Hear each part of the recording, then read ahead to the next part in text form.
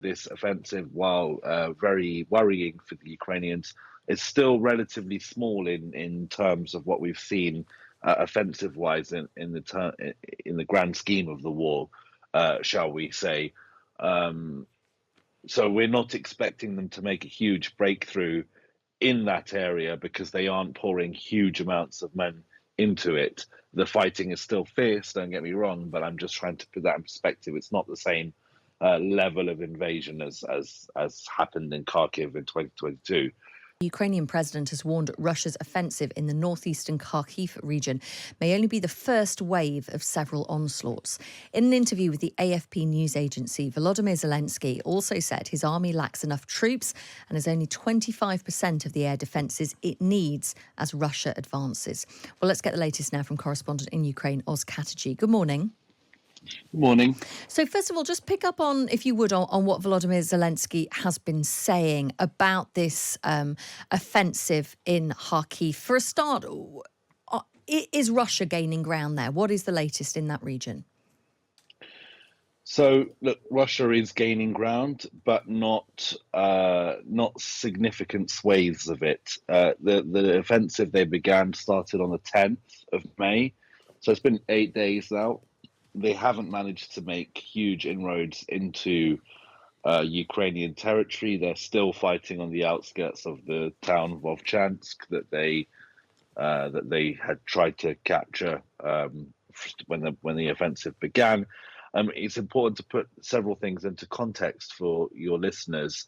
The first being that this offensive, while very worrying for the Ukrainians, is still relatively small in terms of what we've seen offensive-wise in the grand scheme of the war, shall we say.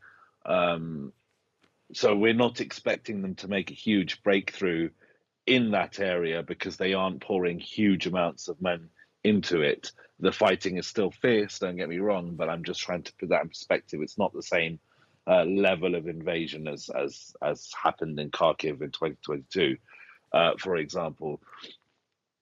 That's the main point. The next point is that while the area they've taken is in Ukrainian territory, has Ukrainians living on it, it's also not where the Ukrainian main defensive line was. The main Ukrainian defensive line hasn't been overrun. That's still further kilometers further back. The area sat in what was known as a grey zone, which is a sort of area that's contested between the two front lines, and the area has been heavily shelled for years now. So the area that the Russians were able to move into, they were able to move into with not a huge amount of resistance because, as I said, that main defensive line is several kilometers further back. Now, you could say, should the Ukrainians have built more defensive lines closer to the border, that might have prevented it. Potentially, you're right there, but that area was still under heavy bombardment. So I think the Ukrainians expecting that if the Russians did try and push through, that they'd need the line further back anyway.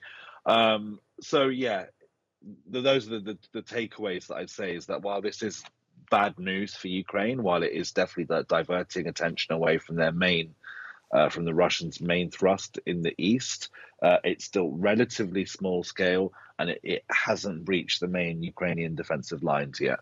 And when President Zelenskyy is talking about only having 25% of the air defences it needs, is that going to change when we know that the US aid package has now passed and that those weapons are starting to arrive? Will it help plug that gap? One thing it will definitely help plug gap-wise is ammunition, and a lot of what happened recently with attacks on energy infrastructure could have been avoided if Ukraine had had the ammunition to shoot down some of the missiles coming towards it. For example, the power plant that was destroyed, thermal power plant that was destroyed about an hour and a half south of Kiev, still in the Kiev region. They had a volley of missiles heading towards them. I think it was 13 missiles or something. They managed to shoot down most of them, but the last few got through when they ran out of ammunition. So that will help. But what Zelenskyy is calling for, and specifically, is 2 new Patriot batteries That's the entire system, the radar, the tracker, the launcher, everything. He says he needs two to be able to defend the Kharkiv region from Russian bombardment. So he needs new systems, basically, and he'll be pleading with his partners in Europe, in particular, to hand those systems over. Because as important as air defenses for any country's, pardon me, as important as air defenses for any country's defense capabilities, they're not currently facing airborne missile attacks, and the Ukrainians are. So they'll be saying to their partners, "Hey, look, do you really need this Patriot battery in France or Spain or wherever? We need it more here. So can you send what you have to us?" And that has been happening bit by bit, and countries have been purchasing them to send to Ukraine. But you know, these are expensive systems as well, and they fire expensive ammunition. So that's why they haven't got as many as they want, and they want more. But really, it's up to Ukraine's allies to make up that shortfall. Mm.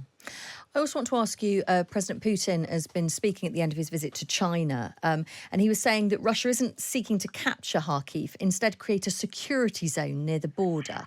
What does he mean by that? I mean, look, we could spend the entire conversation talking about what Putin says and what Putin means. The most important thing to remember is that Putin's a liar, and that Putin is a dictator who is hell-bent on destroying Ukraine. And what things that he says shouldn't be believed. He also said he wasn't planning to invade Ukraine. So I put very little faith in trying to interpret Putin's words as if he was any kind of normal politician in a normal democratic country, giving, maybe not the 100% truth, but giving at least a version or flavor of the truth in his speeches. Putin's not doing that. He's saying what he wants to for strategic and political purposes, and that's what he says with regards to everything. So he will happily lie through his teeth and say that he's not planning to take Kharkiv, even though he's absolutely planning to take Kharkiv. I do believe that if the Russians haven't given up trying to take Kharkiv, and if this offensive was very successful for the Russians, they would undoubtedly use it to launch further attacks deeper into Ukrainian territory and capture more Ukrainian territory. So I don't think anyone should put any faith in anything Putin says, because he's a known liar. Oz Katerji, thank you for speaking to us this morning.